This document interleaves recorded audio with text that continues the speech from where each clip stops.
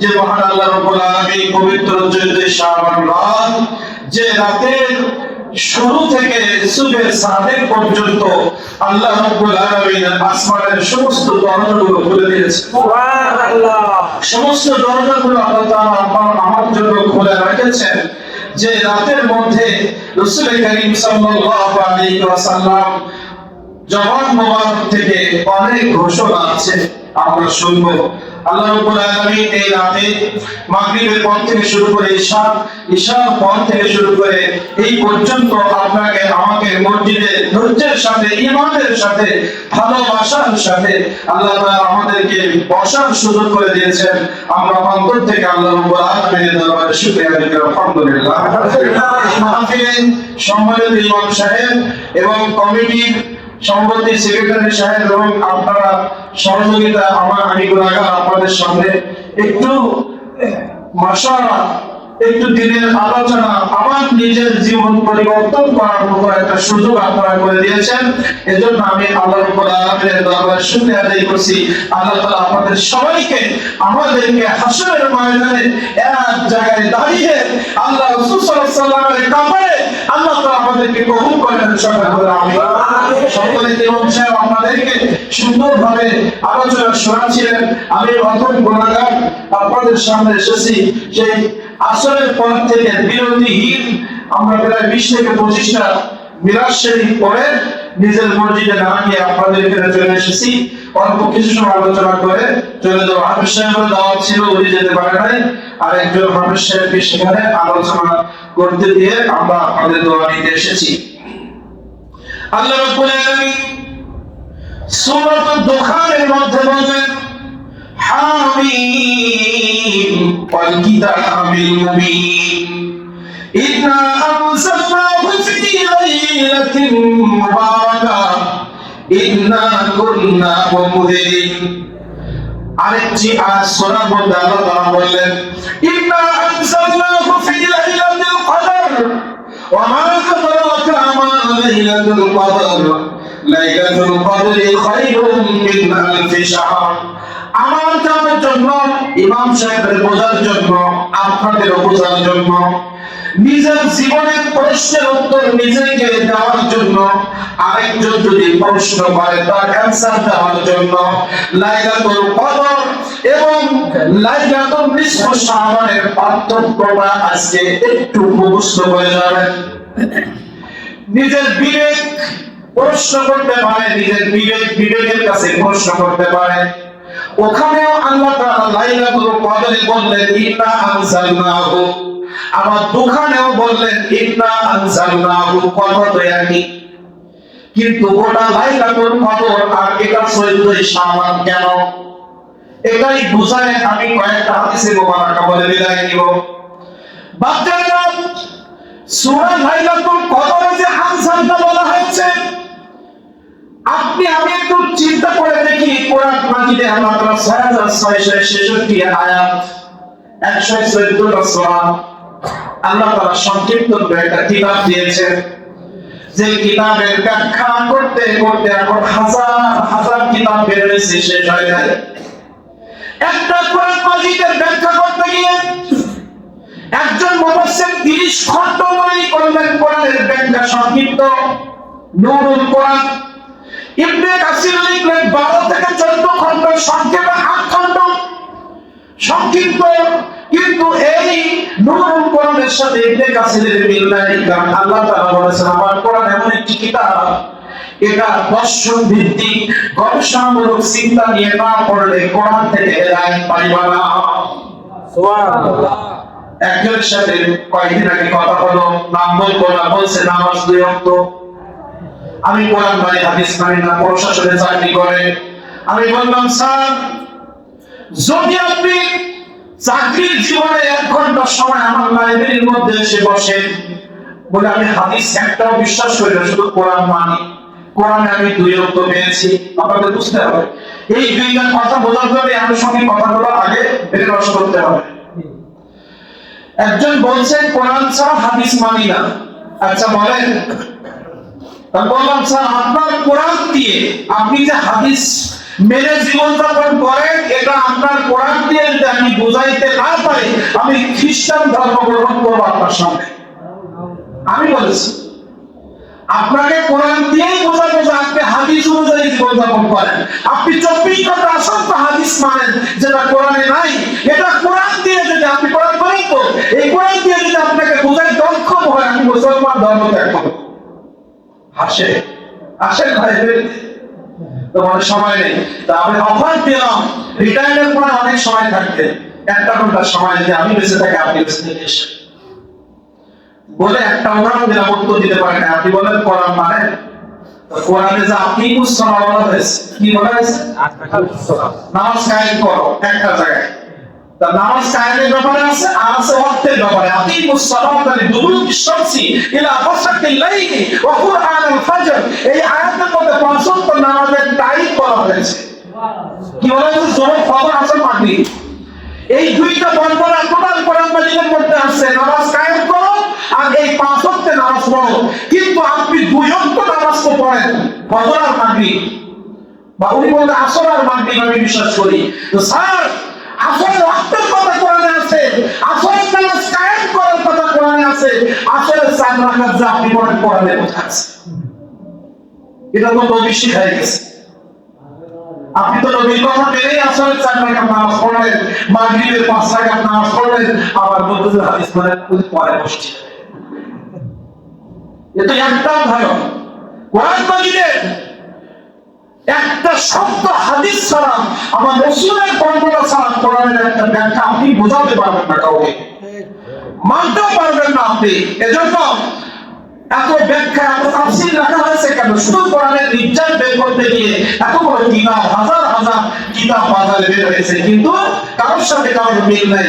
এজন্য বলছি বাবা, ওই যে লাইলাতুল কদরের আনজালনাহু আর এই সূরা দুখানের আনজালনাহুর ব্যাখ্যা বুঝতে হবে। আল্লাহ রাব্বুল আলামিন বলবেন ইন্না আনজালনাহু ফি লাইলাতুল কদর, আমি লাইলাতুল কদরে হু নাযিল করেছি।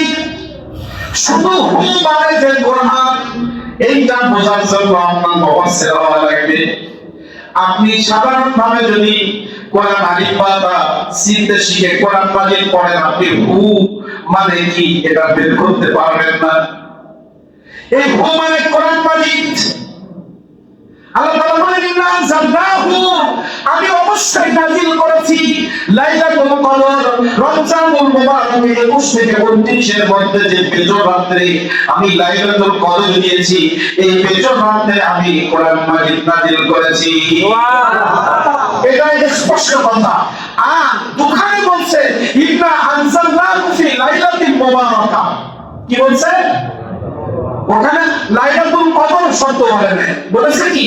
মুবারাকা। এবার আসেন, ওখানে আনজালনাহু কদর আর এখানে আনজালনাহু মুবারাকা। তো মুফাসসিরিন বলছেন ওখানে যেমন মুবারাক শব্দ নেই, ডাইরেক্ট বলা হচ্ছে আনজালনাহু ফি লাইলাতুল কদর, রাতে নাযিল করেছি, কদরের রাতে কোরআন মাজিদ। এজন্য মুফাসসিরিন বলছে আমার নবীজি 14 শাবান সম্পর্কে মুবারক শব্দ ব্যবহার করেছে, আর এই কোরআন মাজিদের আয়াতে মুবারক শব্দ আছে, এইজন্য 14 তারিখ রাতকে এই আয়াতে বলা হচ্ছে লাইলাতুল মুবারাকা। সুবহানাল্লাহ।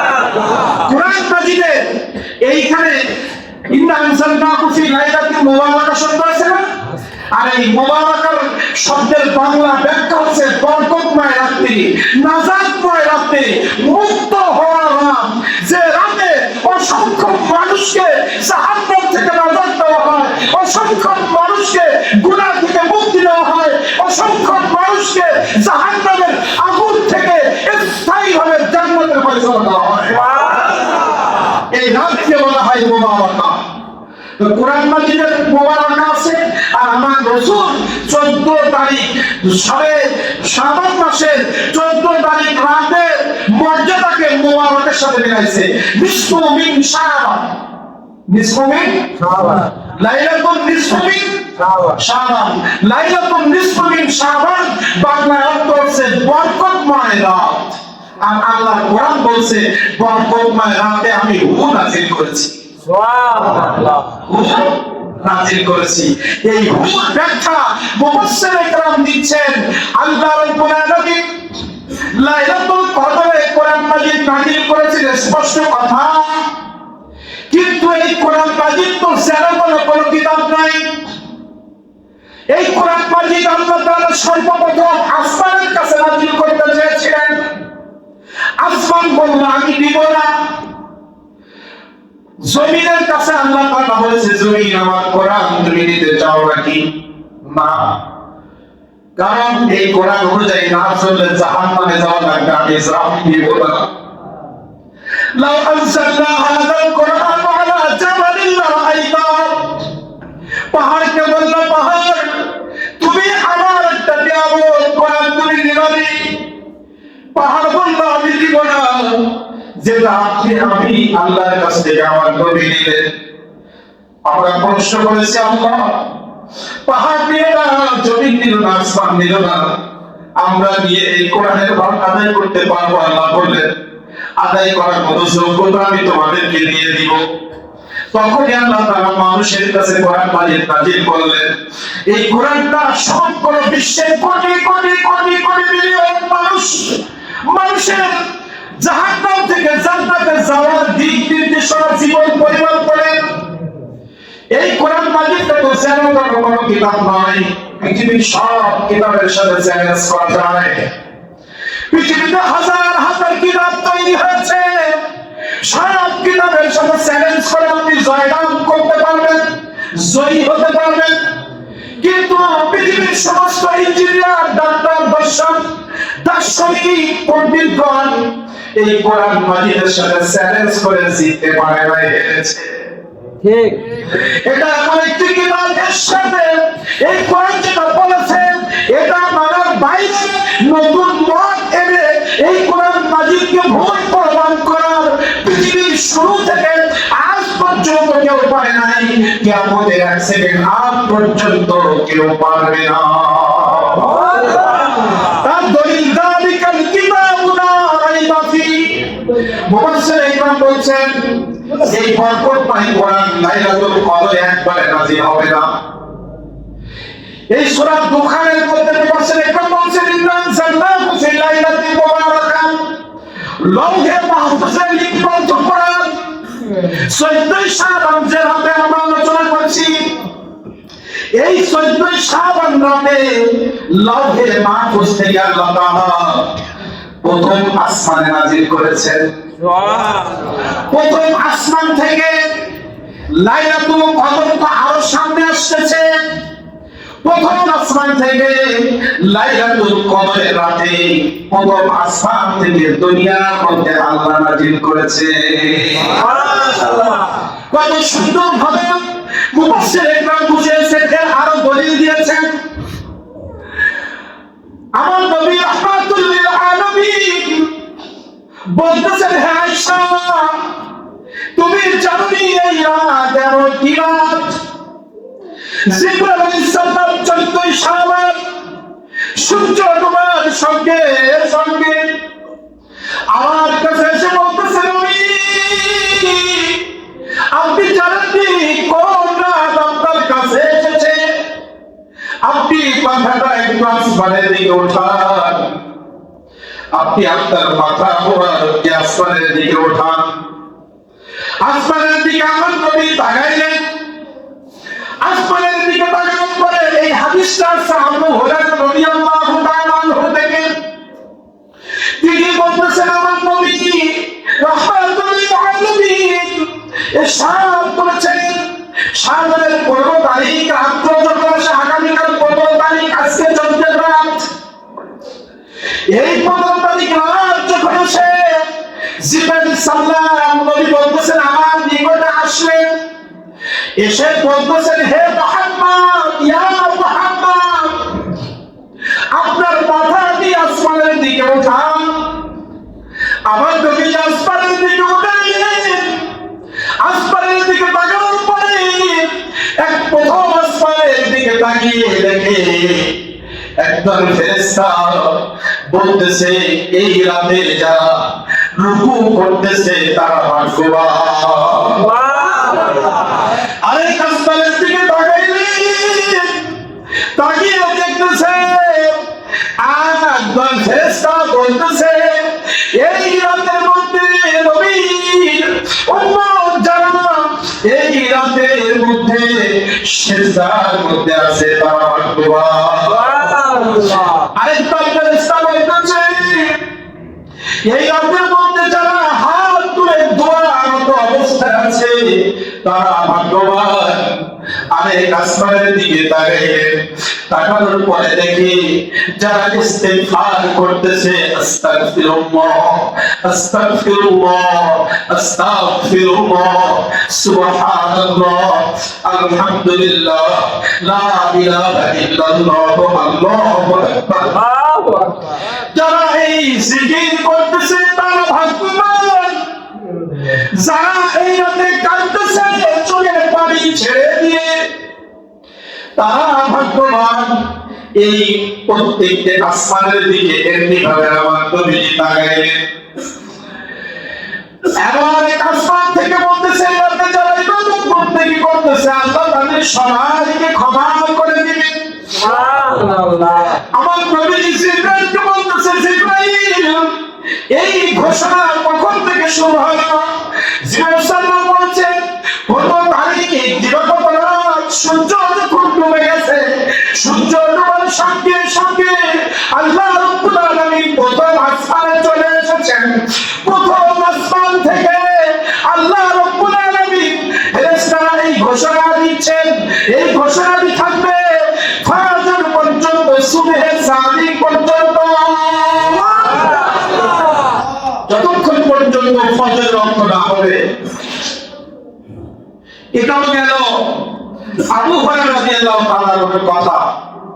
আমার আয়েশা সিদ্দিকা রাদিয়াল্লাহু তাআলা কি বললেন? আয়েশা সিদ্দিকা রাদিয়াল্লাহু তাআলা বলছে আমি 14ই শাবান রাতে বিশ্রামে ছিলাম। কোথায়? আমি বিশ্রামে ছিলাম।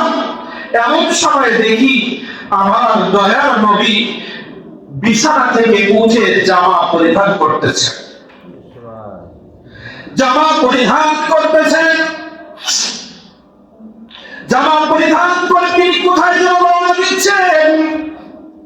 আয়েশা রাদিয়াল্লাহু তাআলা মনে মনে ভাবলেন আমার নবী বোধহয় এই রাতে অন্য কোন স্ত্রীর কাছে যাবে, অন্য কোন স্ত্রীর কাছে যাবে। এই কথা মনে মনে চিন্তা করতেছেন। আমার নবীজি বেরোলেন। আয়েশা রাদিয়াল্লাহু তাআলা পিছন পিছন যাচ্ছেন। দেখেন আমার নবীজি জান্নাতুল বাকিতে গিয়ে দোয়া করতেছেন। বিশ্বের সমস্ত মুসলমানের জন্য দোয়া করতেছেন। বদরের যুদ্ধের শহীদদের জন্য দোয়া করতেছেন। সাহাবীদের জন্য দোয়া করতেছেন। এই রাতে দোয়া করতেছেন। আয়েশা রাদিয়াল্লাহু তাআলা আস্তে আস্তে হুজুরে আসলেন। আমার নবীজি আস্তে আস্তে হুজুরে আসলেন। জামা খুলতে খুলতে জামা খুলে খোলার পর আয়েশার পাশে বসলেন। আয়েশা তুমি কাঁদো কেন? বলছে নবী আমার বাবা মা আপনার কদরে করুণা, আপনি আমাকে মাফ করবেন। আপনি যখন জামা পরিধান করে বেরিয়েছিলেন আমি মনে করলাম অন্য স্ত্রীর ঘরে যাবে। আমার মনে সন্দেহ হয়েছিল গিয়ে দেখে আপনি জিয়ারতে গেছেন। আমার ভুল হয়েছে, আমার চিন্তার ভিতরে বেয়াদবি হয়ে গেছে, আমাকে আপনি ক্ষমা করেন।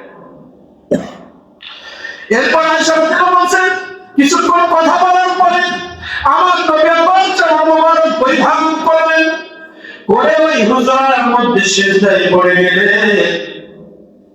গভীর রাত। আমার নবী সিজদা থেকে উঠছেন না। সিজদা থেকে না ওঠার কারণে আয়েশা রাদিয়াল্লাহু তাআলা পেরেশান হয়ে গেলেন। আমার নবীজি মনে হয় দুনিয়ায় নাই, এতক্ষণ হয়ে গেল কেন মাথা উঠাই না। আয়েশা রাদিয়াল্লাহু তাআলা আস্তে আস্তে আমার নবীজির পাশে গেলেন, গিয়ে পা মোবারকে একটু আস্তে হাত বোলালেন। আছে নেই? আয়েশা রাদিয়াল্লাহু তাআলা বললেন যখন আমি পা মোবারকে টাচ করলাম দেখি একটু নড়ে, আমার নবী আছে। সিজদা থেকে ওঠার পরে আয়েশাকে বলতেছে আয়েশা দুইটা দোয়া আমার নবী আমাকে শিখাইবে।